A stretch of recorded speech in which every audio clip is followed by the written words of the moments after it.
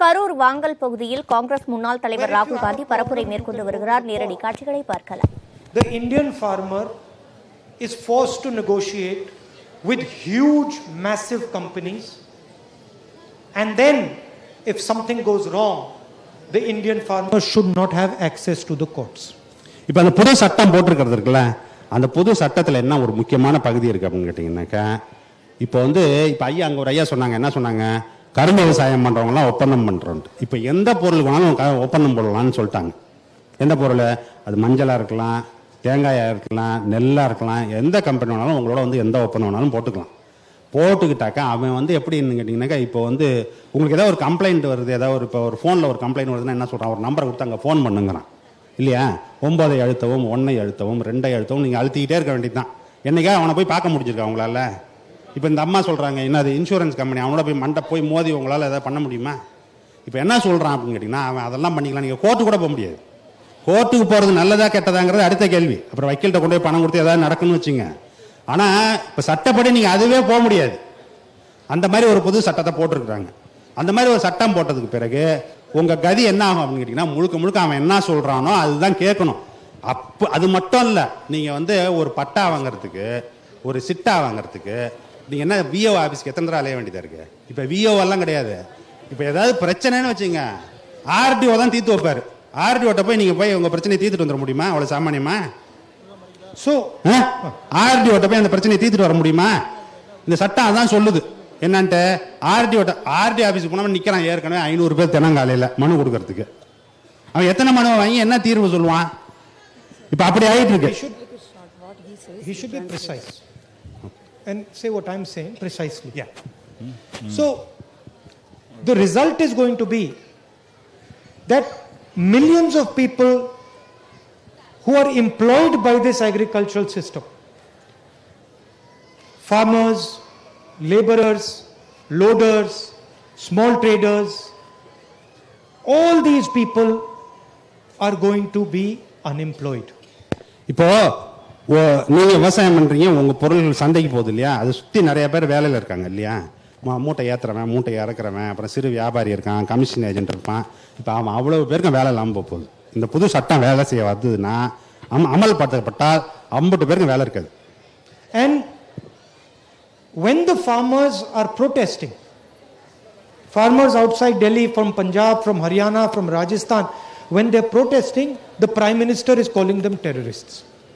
இப்போ பஞ்சாப்லேருந்து, ஹரியானாலேருந்து, உத்தரப்பிரதேசத்துலேருந்துலாம் இருக்கக்கூடிய விவசாயிகள்லாம் டெல்லியில் போராட்டம் பண்ணிட்டு இருக்காங்க. நீங்கள் பார்த்துக்கிட்டே இருக்கீங்க இல்லையா. அவ்வளோ பேரும் பண்ணிட்டு இருக்கும்போது நம்ம தலைமை அமைச்சர் அதை பற்றி கண்டுக்கிறதே கிடையாது, அதை பற்றி பேசுறதும் கிடையாது. So we are stopping these laws and we are protecting your interest. We are stopping these laws and we are not allowing him to pass these laws because we think they are criminal laws against the farmers of India. அந்த சட்டங்கள் எப்படின்னாக்கா கொஞ்சம் கூட நியாயம் இல்லாமல் ஒரு criminal சட்டங்கள் மாதிரி ஒரு வேலை செஞ்சுக்கிட்டு இருக்கிறாங்க.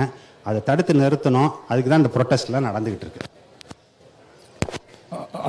I have 2 more points. Can you speak? Yeah, but we need to let others also speak. So please conclude. Short. So இப்போ இது என்ன பிரச்சனை பார்த்தீங்கன்னா, அமெரிக்காவில் ஃபேக்டரி ஃபார்ம் 1% தான் விவசாயிங்க. எல்லாமே பெரிய நிறுவனங்கள் உற்பத்தி, அதை ப்ராசஸ் பண்றது, விற்கிறது. அங்க உடல்நலக்கேடு ரொம்ப அதிகம். மிஷேல் ஒபாமாவே என்ன பண்ணாங்கன்னா, நியூட்ரிஷன் வேணும்னு நிறைய ப்ரோக்ராம் பண்ணாங்க. இங்க பல கோடி பேர் உற்பத்தியாளராக இருக்காங்க, கிராமத்துல விற்கிறாங்க, நகரத்துக்கு விற்கிறாங்க. அவங்க எல்லாரோட பொருளாதாரத்தையும் பிடுங்கி நுகர்வோர்னு சொல்றது விவசாயியும் நுகர்வோர் தான். அவங்களோட ஒரு ஹெல்த், அதாவது சுகாதாரமும் சிக்கலா முடியுது. Now when the food industry is converted into an industrial product, the health hazard will be much larger. That's what US is experiencing. So that's what they are trying to introduce here in India. That's what is. They are trying to replicate a failed model. அங்க என்ன அமெரிக்கால என்ன model இருக்கோ, அதாவது நீங்க சொன்ன பிரச்சனை இருக்குல்ல, அங்க என்ன நடந்துட்டு இருக்கோ அதே மாடலை இந்தியாலையும் கொண்டு அமல்படுத்துவோம் அப்படிங்கறத அவங்க முயற்சி பண்றாங்க. And they are trying to help 5 or 6 of the people closest to the Prime Minister. அவங்களுக்கு யார் ரொம்ப நெருக்கமானவர்களோ 5-6 பேர் இருக்காங்க. யாரும் பேர்லாம் நான் உங்களுக்கு சொல்ல வேண்டியது, அவங்களாம் யாருன்னு தெரியும் உங்களுக்கு. அவங்களுக்கு உதவுறதுக்காகவே இந்த சட்டங்கள் எல்லாம் இயற்றப்பட்டு கொண்டிருக்கிறது. And they are hurting the interest of millions and millions of Indian farmers. அதாவது கோடிக்கணக்கான இந்திய விவசாயிகள் இருக்காங்கல்ல, அவளுடைய வாழ்க்கையை பற்றியோ அவங்களுடைய நலனை பற்றியோ கவலைப்படாமல் இந்த 5 பேர் நலனுக்காக 6 பேர் நலனுக்காக இந்த சட்டங்கள்லாம் ஏற்றப்பட்டு கொண்டிருக்கிறது. How many people in this meeting liked demonetization? இந்த கூட்டத்தில் வந்திருக்கீங்க, இவ்வளவு பேர் வந்திருக்கீங்களா, இதுல எத்தனை பேருக்கு வந்து அந்த பணம் செல்லாதுன்னு அறிவிச்சார்ல ஒரு அறிவிப்பு, அந்த அறிவிப்பை இங்க எத்தனை பேர் வரவேற்கிறீங்க? அந்த அறிவிப்பை Did you benefit from demonetization? அதுல இருந்து உங்களுக்கு ஏதாவது பிரயோஜனமான ஏதாவது நடந்ததா? Can one of my sisters tell me the impact of demonetization? அதுல அந்த பணம் செல்லாதுன்னு சொன்னதுனால நீங்க எப்படி பாதிக்கப்பட்டீங்கன்னு யாராவது ஒரு சகோதரி சொல்ல முடியுமா?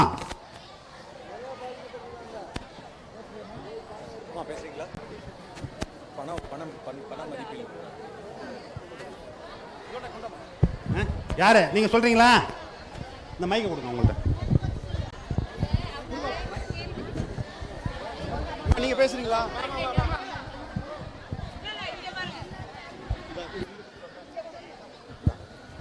ஹலோ, ராகுல் காந்தி அவர்களுக்கு நன்றி. வணக்கம். நாங்கள் வந்து பிற்படுத்தப்பட்டவங்க தான். எங்களுக்கு 100 நாள் வேலை இந்திரா நினைவிருப்பு குடியிருப்பு வேலை வாய்ப்பு பணம் செல்லாதுன்னு சொன்னாங்கல்ல, அத பத்தி கேக்குறேன். அது எங்களுக்கு 12 மணிக்கு சொன்னாங்க. நாங்க ஒரு 5000 தாங்க வச்சிருந்தோம் சார். நாங்க விடிய தூங்கவே இல்ல. இதை கொண்டு போய் எப்படி மாத்துறது, யாரை பிடிக்கிறது, செல்லாதுன்னு சொல்லிட்டாங்களே. ரொம்ப கஷ்டப்பட்டு வாட்ச்மேன் வேலைக்கு போய் எங்க வீட்டுக்காரர் சம்பாரிச்சு வச்சிருந்தாருங்க. Her husband was a watchman and they had a savings of 5,000 rupees. When they announced it at 12, she came to know about announcement at 12. She couldn't sleep the whole day. வண்டி எடுத்துட்டு போய் அதை வந்து மாத்திரலாம், விடுஞ்சா செல்லாதுன்னு சொல்லிட்டா எவ்வளவு கஷ்டப்பட்டு சம்பாதிச்சிருக்கிறா. ரொம்ப நாங்க அதுல நொந்து போயிட்டோங்க சார். அதனால ரொம்ப நாங்க கஷ்டப்பட்டதுல. எங்களுக்கு அப்படின்னா இன்னும் அதிகமா காசு வச்சிருக்கிறவங்களுக்கு இன்னும் ரொம்ப பாதிச்சிருப்பாங்க. ரொம்ப கஷ்டம். கண்ணு தெரியாத ஒரு அம்மா இப்ப போன மாசம் ஒரு செய்தியில சொன்னாங்க, 1 லட்சம் ரூபாய் என்னமா 500 ரூபாய் நோட்டு 2 பேருமே கண்ணு தெரியாத கையாந்து பத்தி விட்டு சம்பாரிச்சு வச்சிருந்தாங்க. அது சரி, நம்ம இனிமேல் வயசாயிருச்சு, அதை வச்சு நம்ம செலவு பண்ணிக்கலாம்னு சொல்லி ஒருத்தர்கிட்ட கொண்டு போய் கொடுக்கும்போது அவங்க அம்மா இது வந்து 500 ரூபா நோட்டு, இது செல்லாதுன்னு சொல்லிட்டாங்க. எப்பவே சொல்லிட்டாங்க. நீங்க இத்தனை நாளா ஏமா வந்து இல்லைங்க, நாங்க சம்பாரி சாப்பிட்டுக்கிட்டு இருந்தோம். இப்ப வந்து சம்பாதிக்க முடியாத சூழ்நிலை இருக்கிறோம். அதனால வந்து அந்த காசை வச்சு நாங்க சாப்பிடலாம்னு சொல்லி உங்கள்கிட்ட சொல்றாங்க அப்படின்னு வந்து சொன்னாங்க. அதுக்கு அவர் சொன்னாரு, இதுமேல் வந்து இது ஒண்ணுமே பண்ண முடியாதுமா, நீங்க கொண்டு போய் ஒன்னும் உண்டியல்ல போடுங்க, இல்லைன்னா ஆத்துல கொட்டிருங்க அப்படின்னு சொல்லிட்டாங்க. அவங்க ரொம்ப மனசு வேதனைப்பட்டாங்க. போன மாசம் செய்தியில இந்த நியூஸ் சொன்னாங்க. That is, both of them are hard working and they have lost the money. But what she says is there were others. Like for instance, there was one instance where both of them were blind, challenged, visually challenged. They had accumulated about 1 lakh rupees, all 500 notes. They came to know about the demonetization only after a long time gap. So when they tried to change the notes, they said it's not no more valid currency. So they were shocked to their life. They thought, till then they have been working hard to earn the money and they didn't notice. Later when they came to know, they were old and they couldn't continue their work and earn their money. So that's she had come to know about that. So the same question I will ask, does anyone over here like the BJP GST? உங்களை யாருக்காவது BJP இந்த government பிடிக்குதான்னு கேக்குறாங்க. ஜிஎஸ்டியா? அந்த BJP announce பண்ணிருக்காங்கல்ல ஒரு scheme, ஜிஎஸ்டின்னு ஒரு scheme, வரி விதிக்கும் முறை, ஜிஎஸ்டி வரி விதிக்கும் முறை. அந்த ஜிஎஸ்டி வரி விதிக்கும் முறை உங்களுக்கு யாருக்காவது பிடிச்சிருக்கா? பிடிக்கவே இல்ல. சாப்பிட போனா கூட வரி போடுறாங்க. சார் ஒரு பருப்போட விலை 100 ரூபாய்ங்க சார். 100 ரூபாய் சாப்பிட்டா அதுக்கு வரி. இப்ப வெளியில போய் சாப்பிட போனோம்னா கூட சாப்பிடறதுக்கு கூட டாக்ஸ் போடுறாங்க. சாப்பிடுற பில்லுக்கு போய் 2 இட்லி திங்கிறோம், தோசை திங்கிறோம்னா அது கூட டாக்ஸ் உண்டு. இப்போ அதான் இந்த ஜிஎஸ்டி அமைப்பு முறைன்னு அம்மா சொல்றாங்க.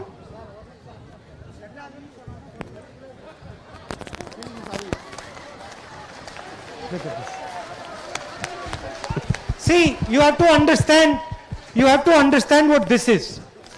This is 500 rupees stolen from my brother by the government of India. இந்த நோட்டு என்ன அப்படின்னாக்க, இந்த 500 ரூபா நோட்டு இருக்குல்ல, அந்த 500 ரூபா நோட்டை இவர் பெரியவர்கிட்ட இருந்து நம்ம அரசாங்கம் திருடிச்சு. That's what it is. அதுதான்.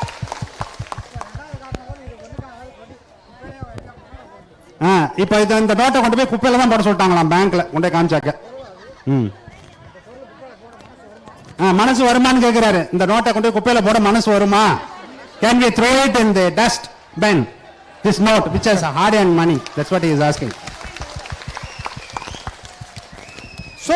So we have a government that is attacking the foundation of our country. The laborers, the workers, the farmers, the fishermen.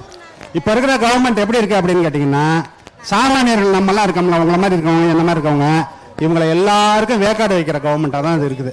அது நம்ம வயல்ல வேலை செய்யறவங்களா இருக்கட்டும், விவசாயியா இருக்கட்டும், சிறு வியாபாரிகளா இருக்கட்டும், நம்மள எல்லாரையும் என்ன பண்றாங்க, காலி பண்ற மாதிரி ஒரு கவர்மெண்ட் தான் இந்த கவர்மெண்ட் வேலை செய்யுது.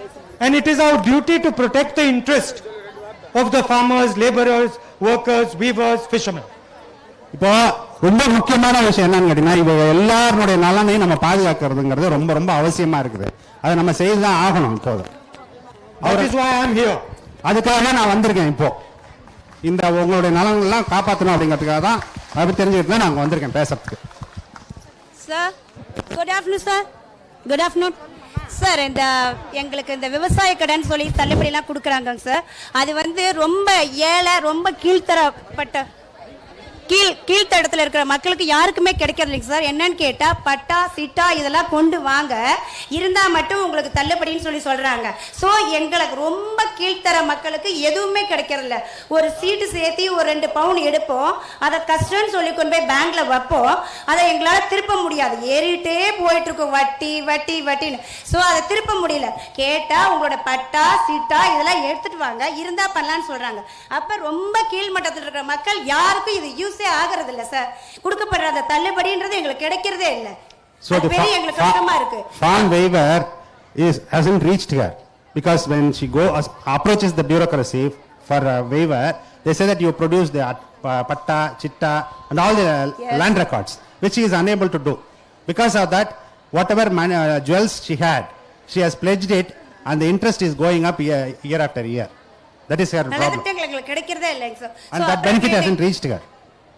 அப்புறம் கீழ்த்தர மக்களுக்கு வந்து பருப்போட விலை 100 ரூபாய்ங்க சார், ஒரு உளுந்தோட விலை 120 ரூபாய்ங்க சார், அரிசி 1500 சார். ஸோ இந்த ரேட்லயே போன சிலிண்டர் பாருங்க சார், தள்ளுபடின்னு சொல்லி சொன்னாங்க. இப்போ அதுவும் இல்லை, இப்போ அதெல்லாம் கொடுக்கறதே இல்லை.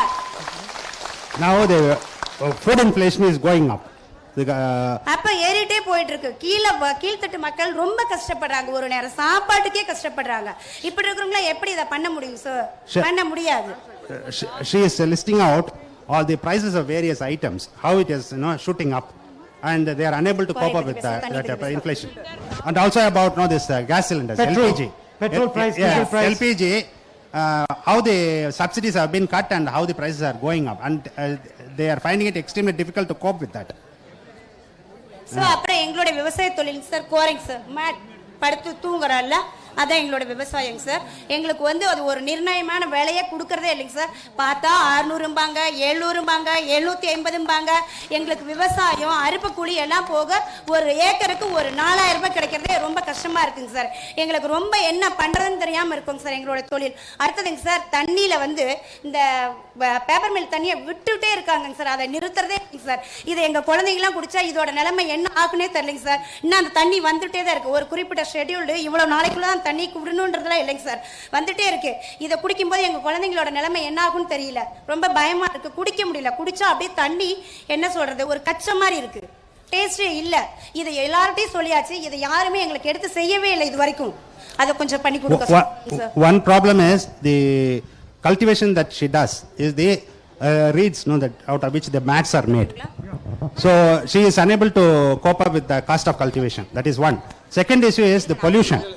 Pollution is because of the paper mill that is nearby, that is letting out the water into the system, river systems, and that has polluted even the drinking water. And there is no stopping of that, despite no representations from them and several officers, that hasn't been stopped so far. And she says that no, eventually the next generation will be badly affected because of drinking of the polluted water. But she is very dynamic. நீங்க ரொம்ப ஆக்டிவா இருக்கீங்கங்கறாங்க. Very good, very good. ரொம்ப பிரமாதமா பேசுறீங்கங்கறாரு. அன்பிற்குரிய ராகுல் காந்தி அவர்களுக்கு தமிழக 3 கோடி தமிழக விவசாயிகளின் சார்பில் இங்கே விவசாயத்தை மீட்க தமிழகத்தை காக்க வந்தமைக்கு இங்கிருக்கும் அனைத்து விவசாயிகள் சார்பில் வருக வருக அன்போடு வரவேற்கிறோம். They are welcoming. Thank you. Nandri. ஐயா வணக்கம். என் பேர் ஈசன். நான் ஒரு வழக்கறிஞர். சென்னை உயர்நீதிமன்றத்தில் வழக்கறிஞராக தொழில் செய்து வந்தேன். என்னுடைய நிலத்தை மத்திய அரசினுடைய கெயில் நிறுவனம் எரிகாற்று குழாய் கேஸ் பைப்லைன் அமைப்பதற்காக எடுப்பதற்கான முன்மொழிவை செய்தது. நாங்கள் திட்டத்தை எதிர்க்கவில்லை. நாங்கள் கேட்டது ஏற்கனவே இதே போன்ற கேஸ் பைப்லைனை குஜராத்திலே சாலை ஓரமாக 600 கிலோமீட்டர் தூரம் அமைத்திருக்கிறார்கள். அதுபோன்று இங்கும் தமிழ்நாட்டிலும் விவசாய நிலத்திற்கு பாதிப்பில்லாமல் சாலையோரமாக அமையுங்கள் என்று கோரிக்கை வைத்து போராடினோம். இன்று வரை அந்த கெயில் நிறுவனம் அதை ஏற்றுக்கொள்ளாமலே இருக்கிறது. இதனால் தமிழகத்திலே 7 மாவட்ட விவசாயிகள் தொடர்ந்து 6 ஆண்டுகளாக நிம்மதியின்றி தவித்து வருகிறார்கள். So he is a lawyer, he is practicing the High Court. Now his land has been earmarked to lay the pipelines of Gas Authority of India Limited, GAIL. Now what he says is in Gujarat what they have done is they have laid the pipelines on the side, roadsides. Whereas here they are digging through the cultivated land. So that has caused him enormous damages to the existing crops. And they have been fighting over this for the past 6-7 years. And the problem is alive in 7 districts in Tamil Nadu of this laying of gas pipelines. So that is the issue that he is talking about. அடுத்ததாக Bharat petroleum நிறுவனம் இதே போன்று ஒரு oil pipeline எண்ணெய் குழாய் திட்டத்தையும் இதே 7 மாவட்டங்கள் வழியாக தற்போது செயல்படுத்துவதற்கு திட்டமிட்டு செயலாற்றி வருகிறது. இதனால் மீண்டும் மீண்டும் விவசாயிகள் நில உரிமை பறிக்கப்படுவதால் மிகப்பெரிய அச்சத்தில் உள்ளார்கள். So the another oil company is also trying to lay the pipeline in all the 7 districts parallel to the gas pipeline. So that is again destroying the cultivated land. மத்திய அரசின் பவர் கிரிட் நிறுவனம் கொச்சியிலிருந்து ஆப்பிரிக்காவிற்கு கடலுக்கடியில் cable அமைத்து மின்சாரத்தை கொண்டு செல்கிறது. மதுரையிலிருந்து இலங்கைக்கு கடலுக்கடியில் cable அமைத்து மின்சாரத்தை கொண்டு செல்கிறது. ஆனால் எங்களுடைய கிராமங்களில் உயர்மின் கோபுரம் அமைத்து இது போன்ற லட்சக்கணக்கான தென்னை மரங்களை வெட்டி வீழ்த்தி எங்களது நிலங்களின் மதிப்புமிக்க விலையை பறித்து எங்களது வாழ்வை சூறையாடி உள்ளார்கள். This Power Grid Corporation of India, what they have done is they have laid undersea cables to Africa as well as to Sri Lanka to export the generated power from here. Whereas when it comes to their farmlands, what they are trying to do is they are constructing huge pylons. And they are not compensated enough for that. But are they not compensating him even when they're laying the pipeline? Pipeline போடும்போது compensation கொடுக்கறாங்களான்னு கேக்குறாரு. உங்களுடைய தனிப்பட்ட முயற்சியினால் 2013ஆம் ஆண்டு புதிய நிலமெடுப்பு சட்டம் கொண்டு வரப்பட்டது. அதற்கு ஒட்டுமொத்த இந்தியாவின் விவசாயிகளின் சார்பாக உங்களுக்கு நன்றி தெரிவித்துக் கொள்கிறோம். They are thanking you for bringing out that new land acquisition law in 2013. ஆனால் அதில் மிகப்பெரிய சோகம் என்னவென்றால் இந்த எண்ணெய் குழாய், எரிகாற்று குழாய், உயர்மின் கோபுரம் எதுவுமே அந்த சட்டத்தை பயன்படுத்தி அவர்கள் எடுப்பதில்லை.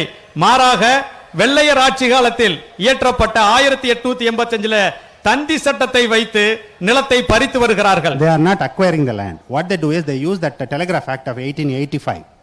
So they use that and they have the right of way. They use that clause so that they do not compensate the farmers.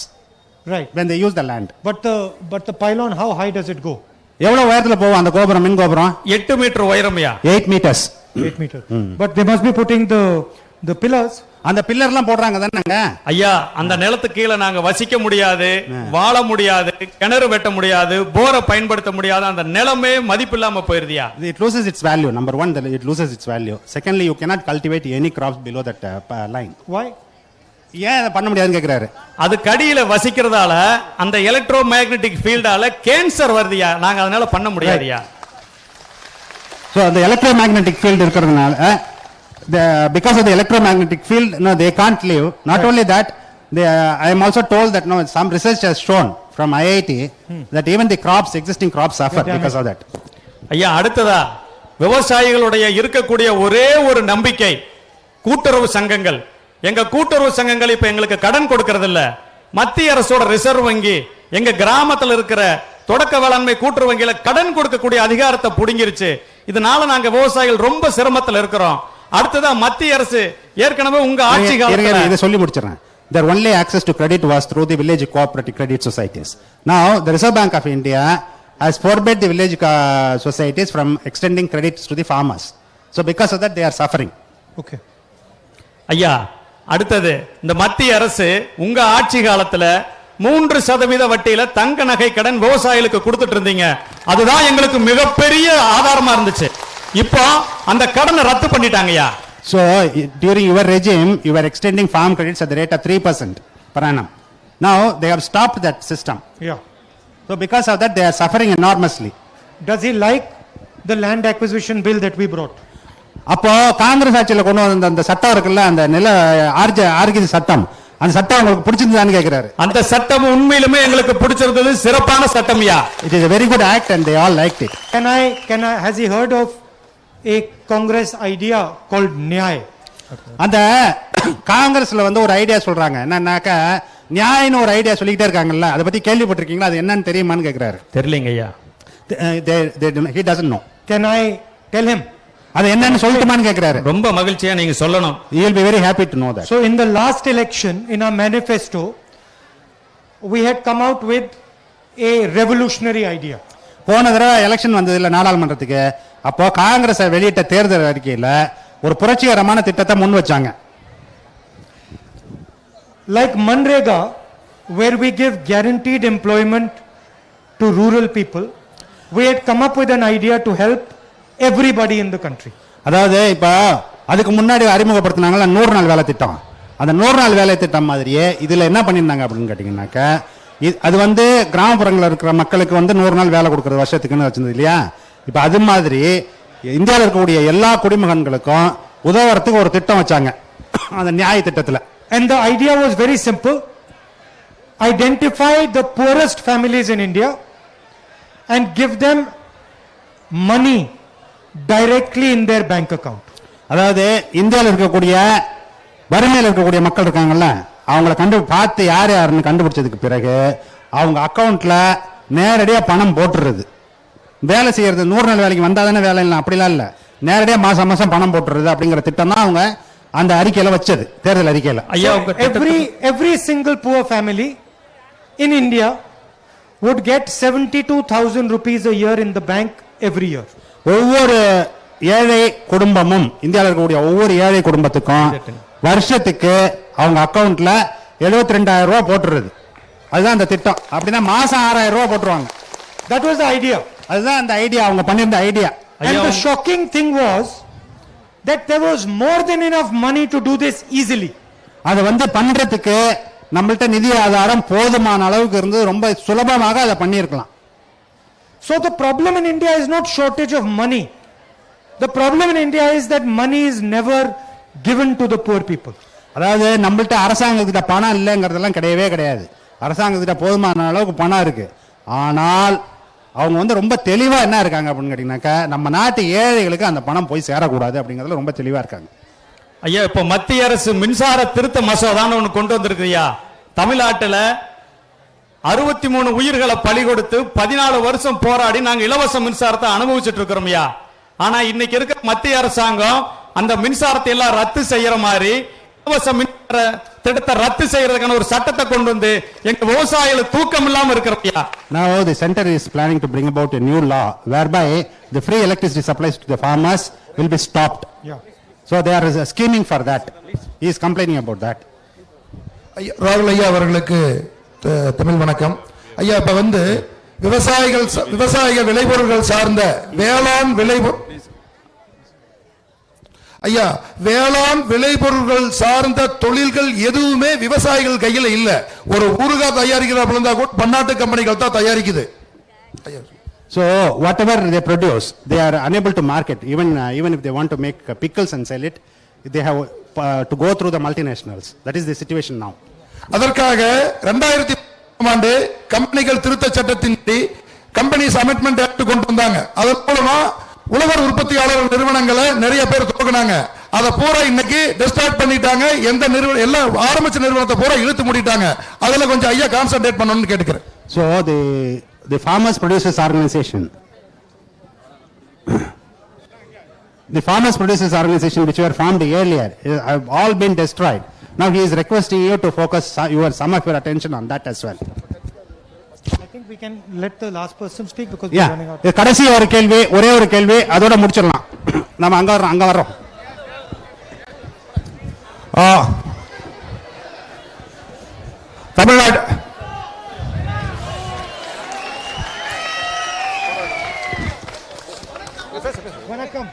Vanakkam. I welcome Rahul brother to Organic Tamil Nadu. I will speak in Yeah, say one, sir. I will speak confused in English, then myself will translate it. That will be easier. Okay. To save time. Okay. I'm organic farmer for the past 24 years. I quit my government job and took up organic farming long back.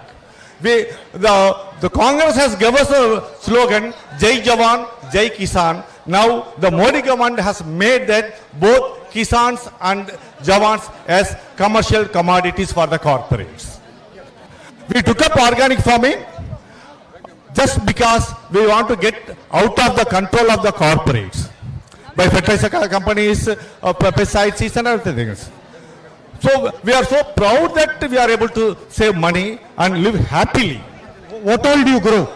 I grew up paddy, coconut, groundnut, sesame, little bit of mango and cattails. I do sell directly to the consumers after value adding. What the Modi government has did to we are all talking about these 3 acts are doing more damage to farming. But there are much more plots or dots the Modi government has plotted around the farming community. They are the organic farming certificate to the FSSI, fortification, FPOs to come under the control of the corporate companies, cooperative under the RBI, data centralization. This is another big thing that is happening all around the country is, and from every block and every panchayat, every farming data has been collected directly by the central government and without the knowledge of the state government, and this being given to the corporate companies. All such things are happening. So we need Congress have to work hard. And I will say last thing, only one thing, that our farmers have shown to the whole world that our Modi is a naked king. Thank you. I wish to give this. சகோதர சகோதரிகள் அமைதியாக இருந்து கேட்கும்படி கேட்டுக்கொள்ளப்படுகிறோம்.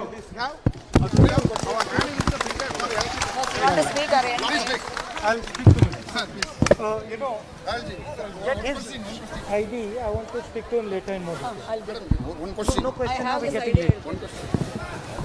So, I would like. It has been a pleasure for me to talk to you, to listen to you, and I must say, I had a very, very nice time today.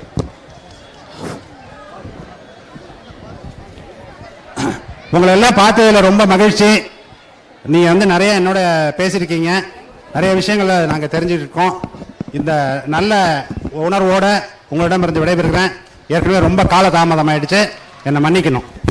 There is a lot of work that we have to do to protect the interests of the farmers, laborers, workers, poor people, and we are going to work together to make sure that our future, your future is good.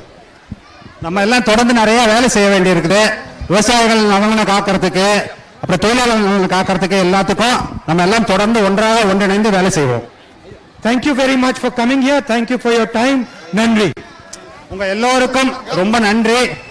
நல்லபடியா இந்த நிகழ்ச்சி நடத்தி கொடுத்து முடித்தோம். ரொம்ப நன்றி.